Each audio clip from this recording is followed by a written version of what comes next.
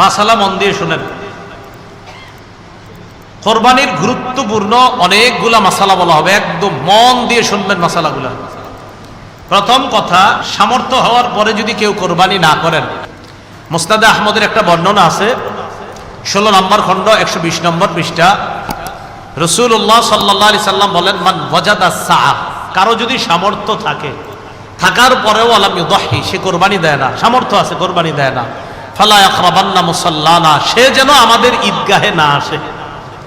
রাসূলুল্লাহ সাল্লাল্লাহু আলাইহি সাল্লাম বলেন, সামর্থ্য থাকার পর যদি কেউ কোরবানি না দেয়, সে যেন আমাদের ঈদগাহে না আসে।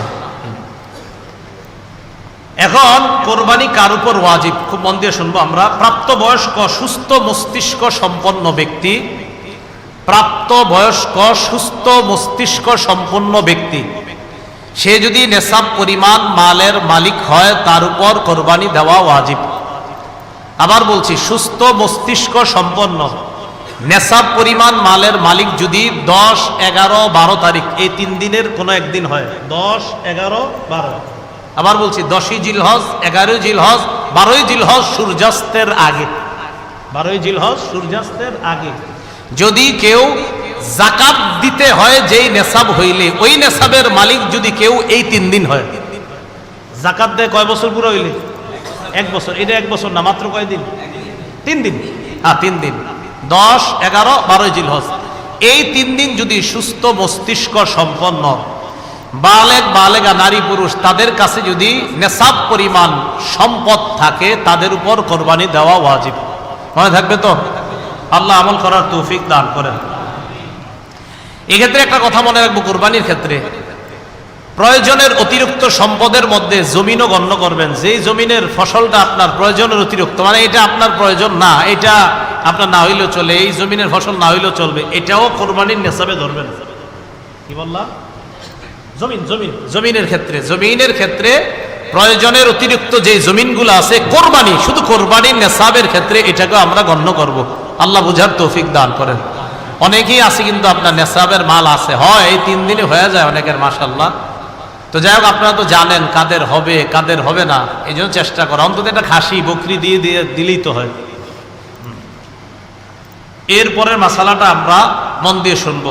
নেসাব স্বর্ণের ক্ষেত্রে 52.5 তোলা স্বর্ণ, স্বর্ণের ক্ষেত্রে 7.5 ভরি স্বর্ণ, রূপার ক্ষেত্রে 52.5 তোলা রূপা, 7.5 ভরি স্বর্ণ অথবা 52.5 ভরি রূপা, 7.5 ভরি স্বর্ণ, আর রূপার ক্ষেত্রে 52.5 ভরি বা তোলা, যেটা বলেন, ভরি বললেও হবে, রূপা। এখন কথা হলো, কারো কাছে কিছু স্বর্ণ আছে, কিছু রূপা আছে।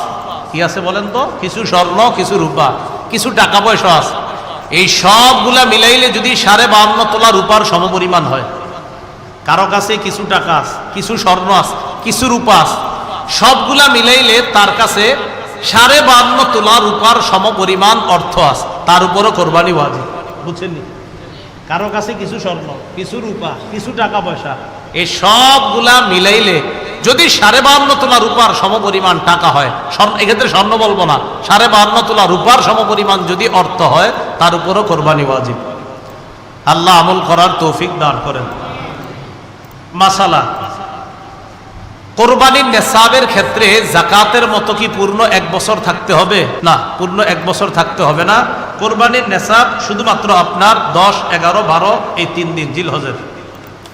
আর জিলহজের 12 তারিখ কি পর্যন্ত জানি? হ্যাঁ, সূর্যাস্ত পর্যন্ত, এই 3 দিন। এবার আসেন নাবালেগের কোরবানি। নাবালেগের পক্ষ থেকে কোরবানি দেওয়া যাবে কিনা? নাবালেগ যদি নেসাব পরিমাণ মালের মালিক হয়, নাবালেগ যদি নেসাব পরিমাণ মালের মালিক হয়, শিশু কিশোর অথবা সুস্থ মস্তিষ্ক সম্পন্ন ব্যক্তি না, এমন ব্যক্তির টাকা পয়সা আছে। একটা ব্যক্তির মাথা ঠিক নেই, 3 তলা 4 তলা বাড়ি আছে, কথার কথা, এর নামে আছে, হয়তো অন্যরা তাকে দেখাশোনা করে, তাহলে শিশু কিশোর তাদের টাকা আছে কোরবানি দেওয়ার মতো, নেসাব পরিমাণ মালের মালিক তারা। আরেকজন যার সুস্থ মস্তিষ্ক নাই কিন্তু টাকা আছে, নেসাব পরিমাণের মাল, এই সম্পদ আছে যেটা দিয়ে কোরবানি দেওয়া যায়, তাদের উপর কোরবানি ওয়াজিব না। বলেন, তাদের উপর কোরবানি? তাহলে বলেন তো, কোনো শিশুর নেসাব পরিমাণ মাল আছে, কোরবানি ওয়াজিব না। কোন অসুস্থ, যার মস্তিষ্কটা সুস্থ না, তারও নেশাব পরিমাণ মাল আছে, কোরবানি ওয়াজিব। কারণ কোত্থেকে বের হয়েছে? বর্তমান হিসাব অনুযায়ী প্রায় 78 কিলোমিটারের কাছাকাছি। 78 কিলোমিটার, কিলো, যেটা আপনাদের এই রাস্তাঘাটে এখন লাগায় রাখে কিলো। তাহলে 48 মাইল, বলেন 48 মাইল, আর কিলো হইলে প্রায় 78 কিলোর কাছাকাছি। যদিও 72 কিলো অনেকে বলে, কিন্তু আসল সম্ভবত আপনার সঠিক মাসালাটা হবে 78 কিলোর কাছাকাছি হওয়া। এরপর ওলামায়ে কেরাম আছেন, তাহকিক করার তো অবশ্যই সুযোগও থাকে। তো যাই হোক, 48 মাইল তো মনে থাকবে, 48 মাইল, এটা ঠিক আছে। তো কেউ 48 মাইল দূরত্বে যাওয়ার নিয়ত করে গন্তব্য থেকে বের হয়েছে, আর কিলো অনুযায়ী বললাম কত, প্রায় 78 কিলোমিটার। এই পরিমাণ যাওয়ার নিয়তে বের হয়েছে, তার উপর কোরবানি ওয়াজিব না, তার উপর কোরবানি ওয়াজিব না, না তার উপর কোরবানি ওয়াজিব না। এরকম মুসাফিরের উপর কোরবানি ওয়াজিব না। নাবালেগের পক্ষ থেকে যদি বাপ কোরবানি দিয়ে দেয়, কোনো বাবা টাকা সে তার নাবালেগ সন্তানের পক্ষ থেকে যদি কোরবানি দেয়, হয়ে যাবে, সওয়াব হবে, আদায় হবে। কোন বাবা তার নাবালেগ সন্তানের পক্ষ থেকে কোরবানি দিলে কোরবানি হয়ে যাবে। বলেন এটা মুস্তাহাব, বলেন হুকুমটা কি? এই আমলটা যে করবে বাবা শিশুর পক্ষ থেকে, এটার নাম ওয়াজিব হবে না মুস্তাহাব? হ্যাঁ, মুস্তাহাব। কোন নাবালেগের পক্ষ থেকে তার বাবা যদি কোরবানি দিয়ে দেয়, বলেন তো আপনারা এটার হুকুমটা কি হবে? মুস্তাহাব। মাশাআল্লাহ। দরিদ্র ব্যক্তির কোরবানির হুকুম, এটা একটু মন দিয়ে শুনেন। দরিদ্র ব্যক্তির কোরবানির হুকুমটা খুব মন দিয়ে শুনেন। প্রথম কথা, দরিদ্র ব্যক্তির উপর কোরবানি ওয়াজিব না, কারণ তার কাছে নেশাব পরিমাণ সম্পদ নাই। কিন্তু যদি সে কোরবানি করার নিয়তে কোনো পশু ক্রয় করে, আপনি কে কইছে কিনতে, কিন্তু আপনি কিনছেন, দরিদ্র ব্যক্তি, তার উপর কোরবানি ওয়াজিব না, কিন্তু উনি কোরবানির নিয়তে একটা পশু কিনছে, তাহলে কোরবানি ওয়াজিব হয়ে যাবে এটা দেওয়া। দরিদ্র ব্যক্তি যার উপর কোরবানি ওয়াজিব না, তিনি যদি কোরবানির নিয়তে পশু ক্রয় করে, তার জন্য এই কোরবানি পশুটা কোরবানি করা ওয়াজিব হয়ে যায়। মনে থাকবেনি? তাহলে বলেন তো, দরিদ্র ব্যক্তির উপর কি কোরবানি ওয়াজিব না? যদি কিনে, তাহলে ওই পশু কোরবানি করা কি হয়ে যায়? ওয়াজিব হয়ে যায়। আল্লাহ বুঝার তৌফিক দান করেন।